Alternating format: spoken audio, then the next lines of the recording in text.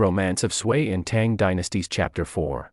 We're looking at the early life, the origin story, really, of one of China's, most famous martial heroes, Qin Qiang. Qin Shubao, yeah.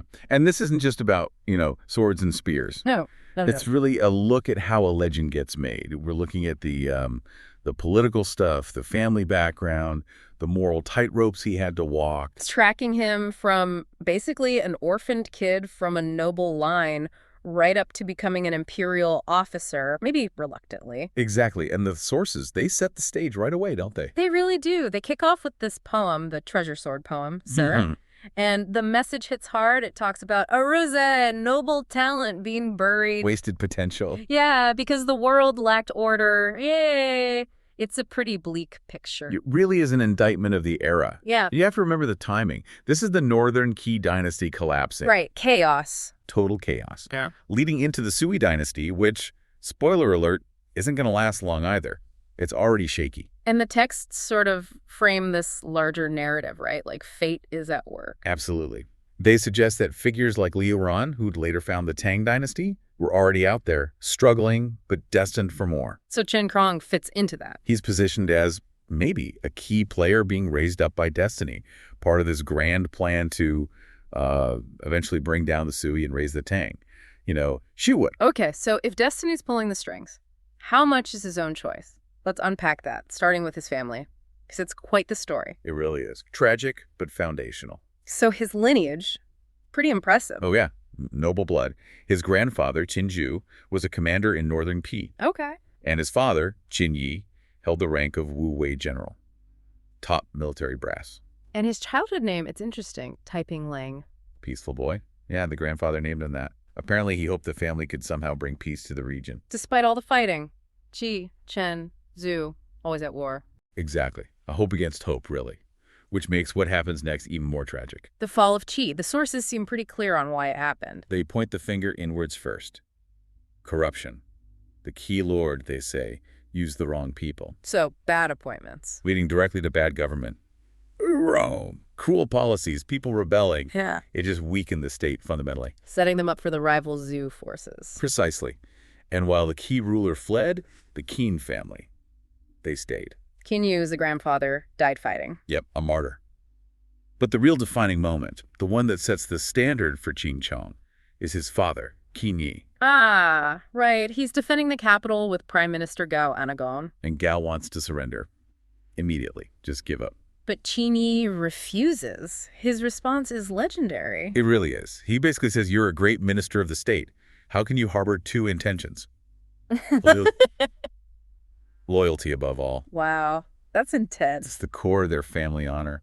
But while Gao Anagong didn't care much for honor at that moment. No, he just opened the gates. He did. He's let the enemy in. So Qin Yi, he chose his path.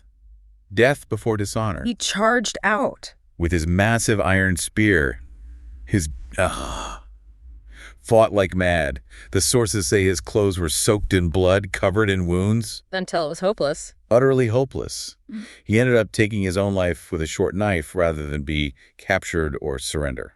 So the father's integrity is absolute, but it basically destroys the family line, or almost does. Pretty much.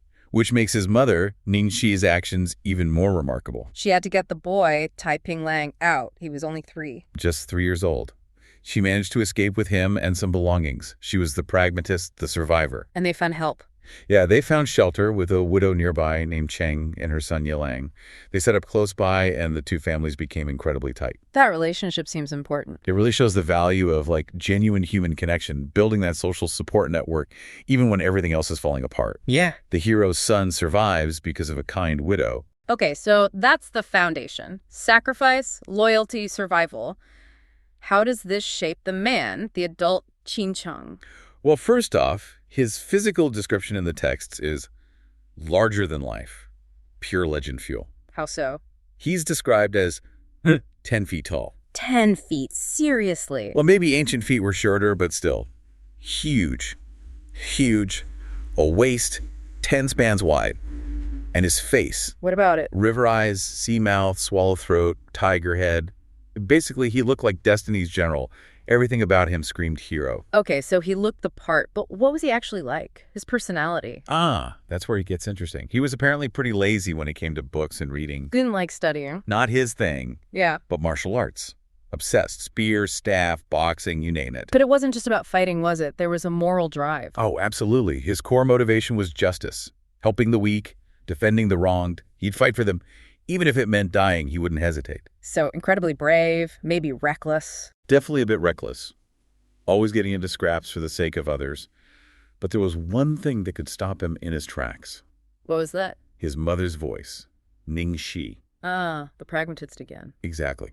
She was constantly warning him, don't act recklessly.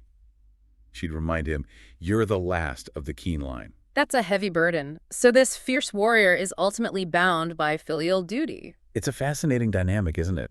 His greatest impulse, righteous violence, is checked by his duty to his mother. Does this suggest his strength needs female guidance? First his mother, then maybe his wife later? The texts certainly lean that way. And this mix of fierce justice and obedience actually earned him a great reputation. People noticed him. They did. The neighbors started calling him Sai Zhuangzi, Which means? better than Zhuangzi. Zhuangzi was this famous ancient assassin, or maybe hero figure, known for his total commitment to a cause. So, high praise. And his fighting skills weren't just generic. He had specific, legendary weapons. Oh yeah, his ancestral twin maces. The Chenzo, gilded gold, and matured silver maces. Plus, he was apparently an amazing archer and spear fighter. Twin maces sound heavy. Unbelievably heavy. The sources say 130 jin.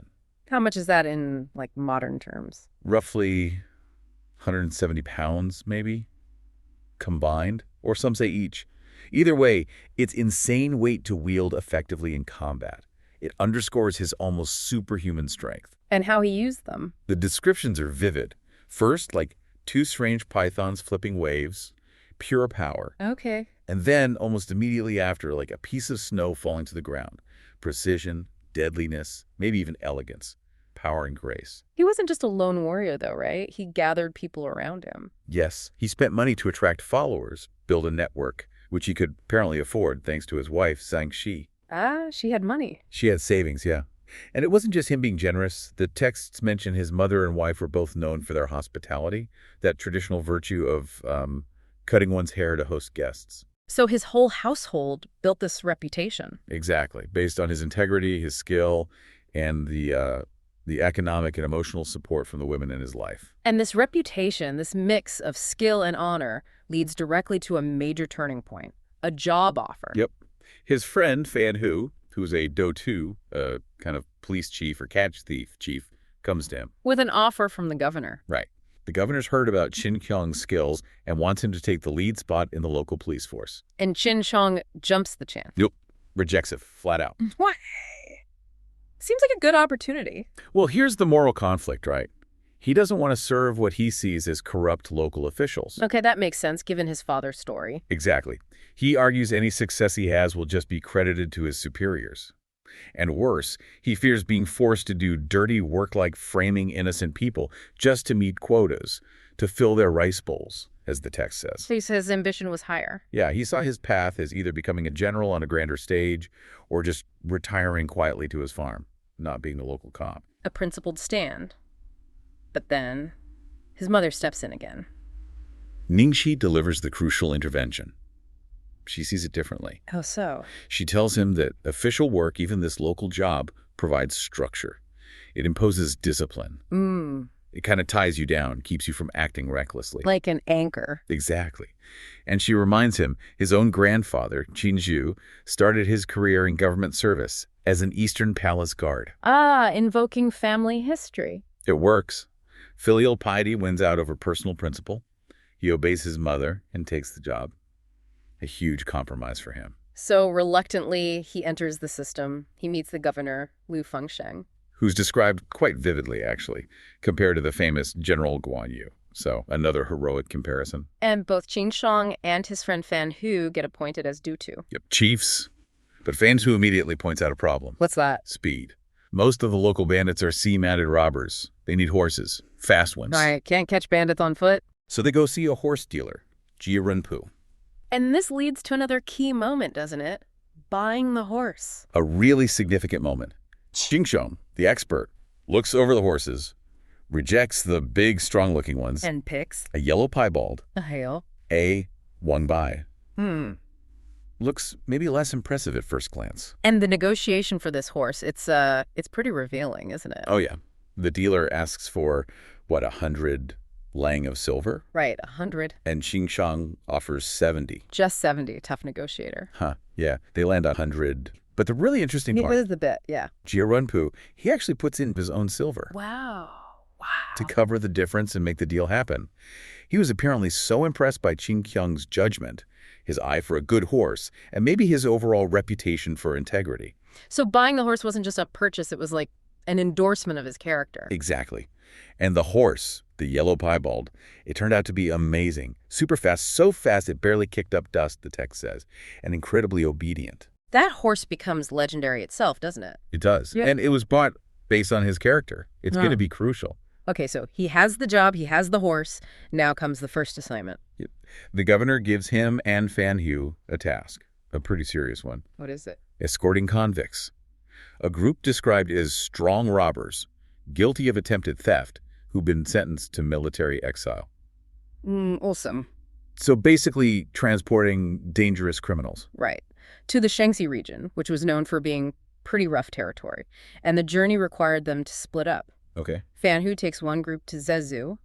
Qingqiang takes another group to Luzhu, both in Shaanxi. But they don't head straight there, do they? Yeah, the first protocol demands they report to the Ministry of War, which is in the capital, Qing'an. So this journey, this first official duty, is what really launches him onto the wider stage. Exactly. It's the beginning of his public career, forced or not.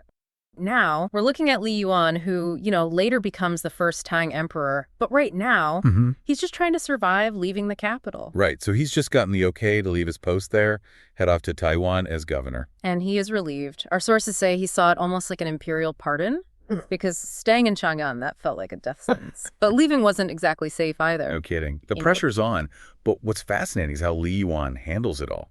He's not just a general. He's like managing this whole crisis. Breaking up a huge household under pressure. Okay, so the scene described is pretty emotional. Li Yuan is sitting outside the main gate, watching this huge crowd of his staff, men, women, everyone. And he's apparently crying. The text says, tears in his eyes. He feels bad, like he's abandoning them, can't support them in Chang'an anymore. And they're crying too. Loudly, saying he always treated people with kindness. But like you said, it's not just feelings, it's a huge logistical challenge. Hundreds of people. Right. Can't take everyone, can't just leave them broke. So what does he do? It's actually quite clever. He divides them. Two groups, the stayers and the goers, based on, practicalities. Yeah. Okay, so who are the stayers? Those with roots in Chong'an, people who owned property or, managed his fields or shops there, paid rent, or maybe they had important family or official connections in the city.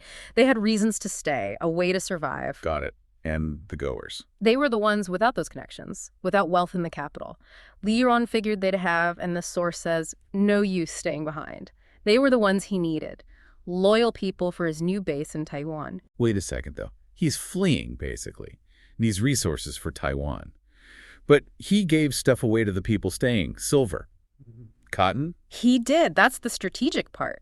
Each stayer got 2 bolts of cotton cloth, 1 silver ingot. Okay. It wasn't just severance pay. Think about it. He's buying their silence, their loyalty after he leaves. He tells them explicitly, keep a low profile, obey my rules. He's making sure they don't become desperate, angry voices causing trouble for him back in the capital. That's smart. Damage control before the damage happens. Exactly. And for the goers, the ones traveling with him, he gave them travel supplies, silver too, but laid down the law. What kind of law? Strict rules. No sewing trouble, no demanding stuff from locals on the road. Everything had to be bought and sold fairly. He's managing his reputation, even on the run. Incredible foresight. And people actually wanted to go with him, despite the danger. Amazingly, yes. Almost half his staff chose to follow him north. Shows the loyalty he'd built. The source even says those who had to stay behind, maybe because of family, envied the goers. Like, going to Taiwan was instantly ascending to immortality. Wow. High praise. But that journey wasn't going to be easy. You mentioned the political terror driving the speed. Absolutely.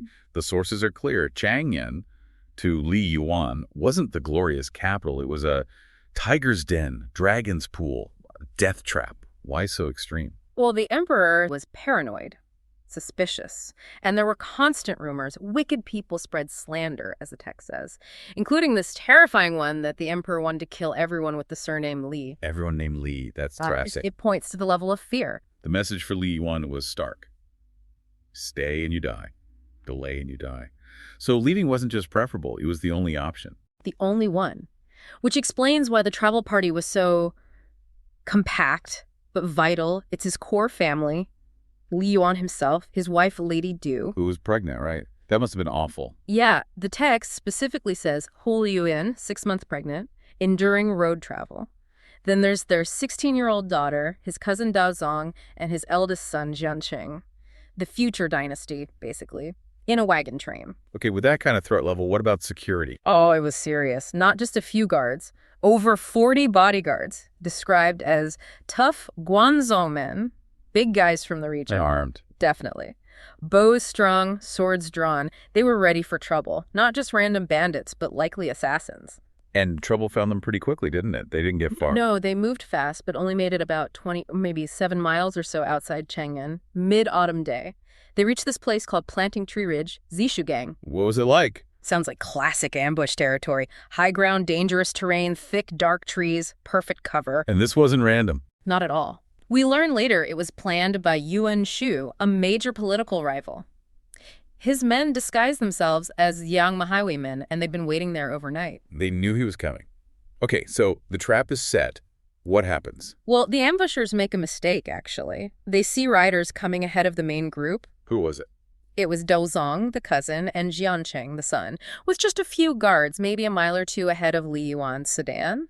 Jiancheng was wearing like a purple cap and a red robe, pretty conspicuous. So the bandits thought he was the main target. Exactly. They probably figured he was the high official, maybe Daozong was the son. So they charge out, shouting for toll money, their cover.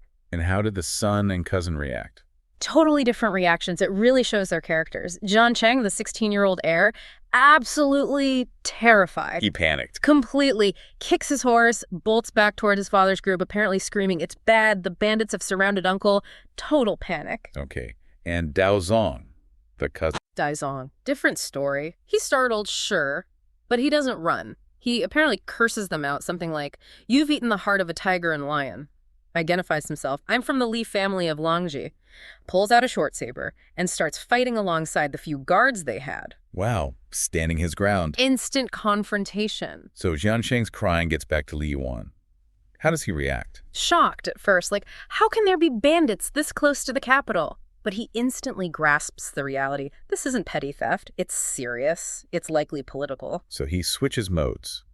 From governor on the run to commander. Instantly, he makes a tactical decision on the spot, splits his guards, half go forward immediately to help Daozong and fight. And the other half. Protect the family, Lady Du, the daughter, get them retreating towards safety, towards inhabited areas, secure the non-combatants. Smart move under pressure. But he doesn't just direct, does he? He gets involved himself. He does, and it's quite dramatic. He rips off his official hack, changes into a narrow-sleeved jacket, practical fighting clothes. Gets armed, fully armed. Bow on his left, quiver of arrows on his right, and his main weapon. A huge painted shaft square halberd. Yeah. A serious piece of hardware. Then he gets on his own horse, the white dragon horse, and charges into the fight himself. Whoa! Leading from the front. Yeah, he shouts this challenge as he rides in, apparently startling bandits. There are maybe 40 or 50 of them. That moment of surprise lets him break through their line and link up with Daozong. Okay, so he reinforces them. Does that turn the tide? It buys them a moment, but only a moment. The bandits, they're maybe shaken for a second, but they quickly see, okay, he's only brought maybe 20 more guards. They still outnumber Li Yuan's whole group significantly. So they press the attack again. They do. They regroup and surround the entire party. Li Yuan, Daozong, the guards, everyone who hadn't retreated with the family, they're caught. Completely encircled. That's how the source leaves it. It uses this really dramatic comparison, likening Li Yuan's situation to the famous hero Shang Yu at the Battle of 9 Mile Mountain. And for anyone who doesn't know, 9 Mile Mountain means... It means total encirclement, catastrophic defeat. Zhang Yu lost everything there. So the source is basically saying, Li Yuan is trapped. Can he possibly escape? It's a cliffhanger, highlighting just how close the whole Tang Dynasty project came to ending. right there, just miles outside the capital.